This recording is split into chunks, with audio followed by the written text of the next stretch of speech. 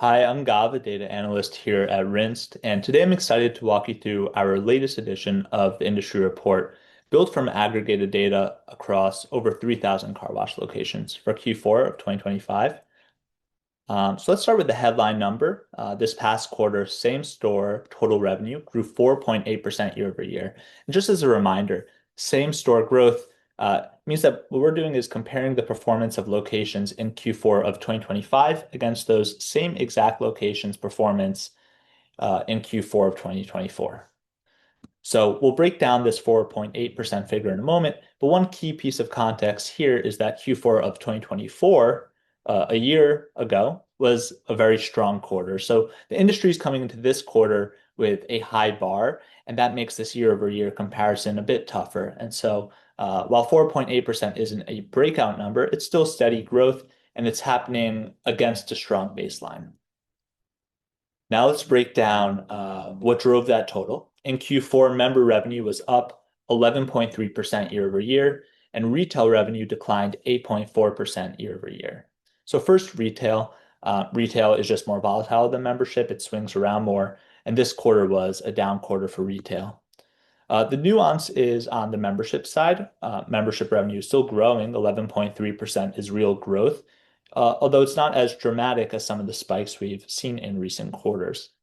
And one macro backdrop that might help explain that is consumer sentiment. And consumer sentiment is uh, um, assessed in a monthly survey that reflects people's confidence in spending. And when sentiment drops, people tend to be more cautious, and that can show up first in discretionary habits.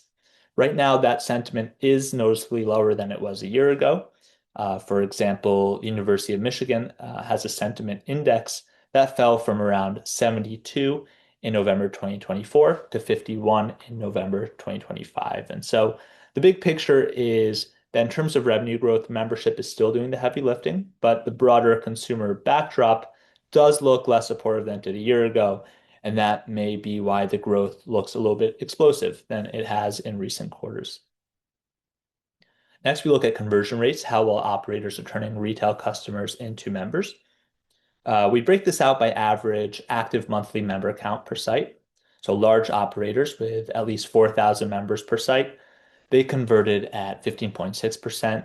Mid-size operators with between 2,000 and 4,000 members, they converted at 10.3%. And smaller operators, those with under 2,000 members, they converted just under 3%. So the headline here stays consistent that larger, more mature membership bases convert more efficiently. Now, related to that point, there's a new section this quarter, and it's where we add an important sort of second lens on conversion. So we looked at new membership signups and we asked how many of these signups are first-time members and how many of them are former members coming back. In Q4, over 70% of signups were first-time members, but 29.2% of signups were former members. So almost 3 in 10 new memberships are actually reactivations. And interpreted together, these results suggest two things. First, and one way to think about it is that the overall conversion rates are somewhat overstating conversion because nearly 3 in 10 signups are actually former members. But second, and maybe a more positive perspective, the former member share itself indicates meaningful reactivation demand and implies that win-back campaigns are it can be a reliable pathway for membership growth. So those are sort of two angles to think about this phenomenon, which is something we're very interested in. Next, we turn to churn, which is the percent of members who cancel each month. In Q4, total churn averaged 7.6%. That includes 4.6% voluntary churn and 3% credit card churn. These numbers are fairly consistent with the numbers in recent quarters as well. So thank you so much for listening to this quarter's industry report. You can subscribe at rinse.com/subscribe and receive these reports in your inbox as soon as they are live.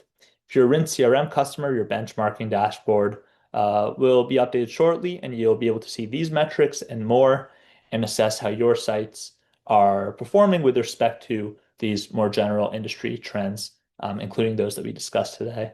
So thank you again for joining. and we look forward to continuing this conversation next quarter. Take care.